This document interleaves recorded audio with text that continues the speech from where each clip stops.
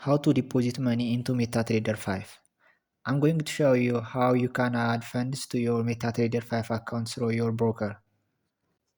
So to get started, make sure you already have a real MetaTrader 5 account connected to a broker, because deposits are handled by the broker and not directly through MetaTrader 5.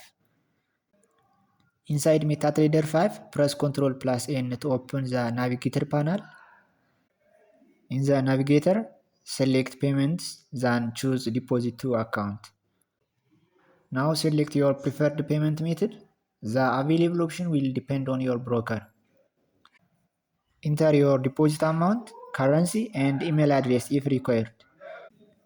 Keep in mind that different payment methods may include different fees. Once everything is filled out, select Continue.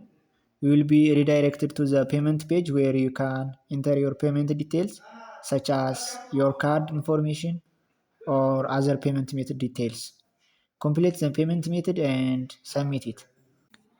After the broker approves the payment, your funds will appear in your MetaTrader 5 account balance.